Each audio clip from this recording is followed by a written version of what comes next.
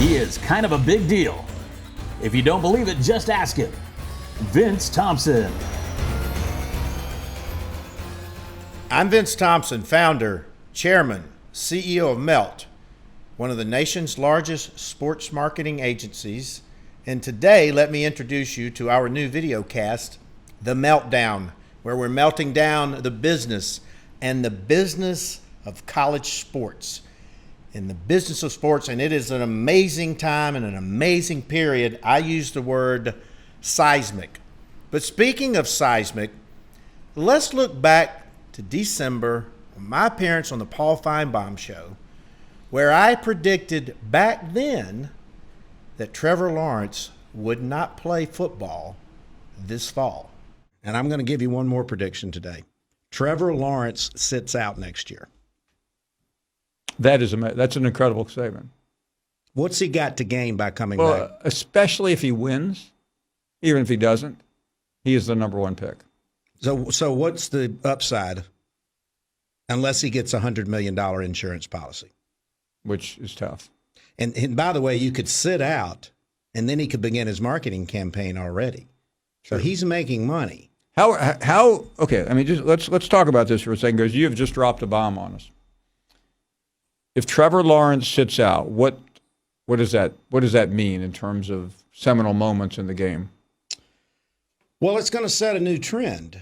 But I mean, if you look at Tua, and it is ridiculous for a guy that would be the first player taken in the draft, or the second, depending on the Trevor versus Joe Burrow debate, to have to come back and play another year when he could be earning money. Well, that might be in play in Congress. I mean, how can you prevent a guy from earning a living based on his age if the NFL deems him ready to play? So keep your eyes peeled for that one. So I caught a lot of grief from people like Mark Packer, Wes Durham, a lot of Clemson fans. Caught a lot of really, really fun names, which is fine.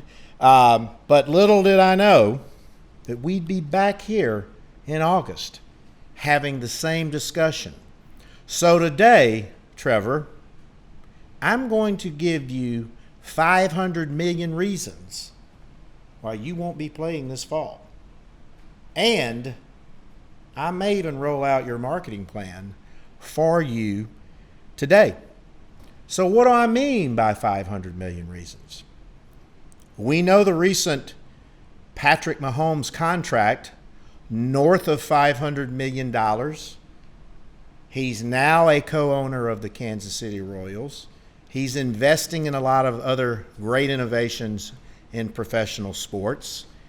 And so we know that your rookie contract, you're the guaranteed first pick in the NFL draft coming up.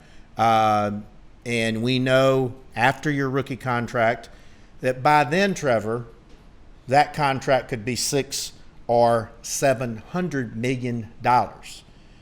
So we also know that players, we've seen recently, are already opting out of this season to prepare and train for the NFL draft. It makes a lot of sense, and we're going to talk about that in just a moment, but let's just talk about some of the really true physical benefits. You will not have the wear and tear on your body this season. You'll have fresh legs. You'll have a fresh arm, which means you will perform even better, and other athletes will perform even better in the tryouts and in the combine. So can you imagine no impact, physical impact on your body for almost 18 months? December of 2019 or early January until the spring of 2021. Let's think about that. 18 months of freshness on all of these athletes. Here's what we know. This conversation has been going on for quite a while. Players opting out of the bowls for injury. We know, and it was one of the worst things I had ever seen, Jalen Smith of Notre Dame getting hurt before the draft. It cost him millions of dollars, tens of millions of dollars. And let's not forget the scare of Tua during the Mississippi State-Alabama game. Now, the jury is still out on Tua, obviously, devastating injury. My friend Bo Jackson had a very similar injury. Thankfully, the sophistication of the technology, the sports medicine doctors, but that could have cost Tua $500 million. I want you to think about that. So even before we get into all the semantics of the insurance play, let's just talk about the possible impact that COVID could have on Trevor and his income. More than likely, at Trevor's age, he's probably got a great immunity system. He'll be fine even if he contracts the virus. But let's say that he did contract the virus, as opposed to staying quarantined or close to home, close to family, up in Cartersville, Georgia, up in that area, and stayed away from the risk of that virus. What if he did catch that virus? And God forbid, what if he got very sick with that virus? And God forbid that even worse happened with that virus. So I was doubling down in December. I was doubling down what I'll call the Tua effect. Now we've got the doubling down of the COVID factor, the COVID effect. So we've got the Tua effect and we've got the COVID effect now, Trevor. What does that mean? There's not an insurance company on the planet, including Lloyd's of London, that's going to take this policy. There's no way. First of all, insurance companies are now under amazing amounts of distress based on the virus, based on business interruption, based on acts of God, what we call force majeure in our business.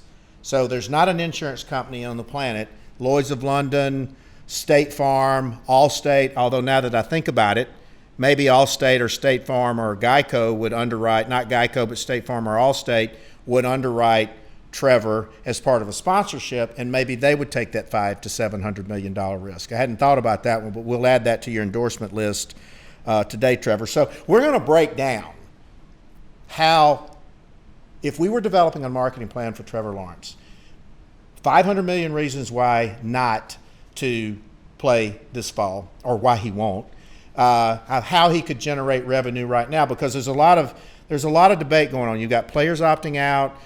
You've got a delay in name, image, and likeness right now, which I think the NCAA and the conferences should immediately, if we're going to play football and we're going to put these student athletes at risk, they should immediately allow these kids to be compensated or earn their way as any other college student. But let's talk through, we'll use Trevor as an example. We're going to break down, and this could break down for a lot of student athletes. I've got a book coming out called Build Brand You. It's all about the branding. Trevor Lawrence is a poster child for great branding. Tua Tagovailoa is a great poster child for branding. The first thing I would do for Trevor Lawrence is I would immediately secure him a content deal with a platform such as Barstool, such as Bleacher, such as SI.com, Outkick, and there are many, many others. Players Tribune, for example. The Uninterrupted, LeBron James. Immediately begin to chronicle Trevor's training to become the first-round NFL first draft pick. Sort of a softer version maybe of Hard Knocks. There's a demand for this content. There's an insatiable quest for this content, even if college football is playing this fall. That would be the first one, as a major content deal. What about these great curly locks, the great golden mane of Trevor Lawrence? We know that Head & Shoulders invest a lot of money in advertising the NFL. There's a lot of other shampoo and personal hygiene and hair care providers who would also love to get their hands on that curly mane, or sports clips, or great clips. Who knows? But that's an asset, Trevor. Think about it. What's next? You famously proposed to your girlfriend, now your fiance, and I think you did it in Death Valley. How about a really, really nice deal with weddingregistry.com? You got to register somewhere. Your whole generation over the next 4 or 5 years, they're all going to be getting married. Can you imagine the traffic that you would drive to weddingregistry.com? Oh, you're big into causes. I love that. People like Tim Tebow, Tua, they've got their foundations. You even got a little blowback from the NCAA for starting a GoFundMe that you really wanted just to help people out. So now take some proceeds from your marketing endorsements, put them in your GoFundMe, and then attach that cause to every one of your deals as well. You'll drive millions of dollars. There's millions of examples of this. Look at Joe Burrow's acceptance speech during the Heisman. Look at the player from Stephen F. Austin and the winning dunk against Duke, the greatest upset in college basketball history, and how those funds went to hurricane relief on behalf of his family. You may be onto a massive trend here, Trevor, and you won't have to answer to anybody about raising funds for great causes. You have that major platform. We're not even talking about building your social media following, which is already massive. What about those nice pearly whites? Smile Direct, smiledirect.com. There's a lot of Crest. There's a lot of great tooth whitening products and toothbrushes and toothpaste for those beautiful, beautiful pearly whites that you have. I gotta mention our great client and our great friend, the Coca-Cola Company. They've been a big supporter of Clemson. Drink a lot of Coca-Cola in South Carolina and Georgia. And as you're training, you've got to hydrate yourself with the great sports drink Powerade. You have a great value system, in my opinion. I don't know you, but your values align closely with what I perceive the values of the Chick-fil-A Corporation to be. I don't know if you like Chick-fil-A or not, but whatever food that you do like will align you with that brand as well. But it would be a perfect fit for Chick-fil-A. Obviously, they started in your hometown of Atlanta, in the Atlanta metro area in Georgia. So I see a really nice fit there as well. Here's another thing. Trevor Lawrence represents the holy grail of consumer and demographic targets for marketers. He's a male and his fiancée is a female, 18 to 29. So let me explain to you how that works. If a brand can build brand love with a consumer at that age, more than likely for 40, 50, 60 years of their life cycle, they'll stay loyal to that brand. College campuses are where that first brand loyalty is built. And I know my son has a Jeep as well. Many, many, many kids drive the Jeeps. The kids love them. It's a beautiful design, and you see them all over the campuses. So I see a really nice endorsement deal for Jeep for you. And if not, I'm sure there's a lot of other automobile manufacturers that would love to have you help get your target in the seats in the dealerships of their cars. And don't forget, part of your content will not be a lifestyle. It'll be training as well.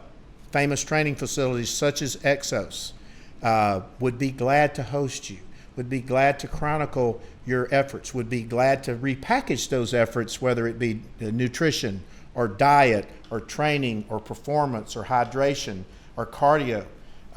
So that would be, that's another one.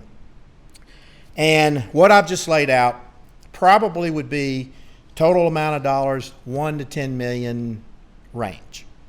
Not to be taken lightly, that you are leaving on the table if you go back and play at Clemson. Don't even forget the risk that we've talked about associated with COVID as well as injury. And knowing your love for Coach Sweeney, we all love him. Great story, amazing story out of Alabama, Birmingham. I've chronicled it for years. I've had friends play football with him at Alabama. I know you're going to make a financial and economic impact on the campus of Clemson University academically and athletically. Probably one day in the millions of dollars. But if you go down with COVID or you go down with injury, arguably you wouldn't be able to make that impact that would change a lot of other kids' lives as well. So we wanted to give you and a lot of other your classmates and a lot of other potential players an insight into these opportunities. We also wanted to challenge the powers that be in college football. If these kids are going to take this risk right now in a time of great risk, and they've always taken great risk and even greater, and I know they get great scholarships, let's loosen it up and let them take advantage of these things now if we're going to be asking them to make these sacrifices. So, Trevor, 500 million reasons, and maybe even 600 or 700 million reasons why you shouldn't or won't play this fall. I'm Vince Thompson, founder, chairman, CEO of Melt. Stay tuned for our next Meltdown, 6 Saturdays in the fall, with my dear friend, Mayor Ron Anders of Auburn, Alabama. Follow us on Twitter and Instagram at MeltATL, and follow Vince at Vinny Inc. and on LinkedIn as Vince Thompson.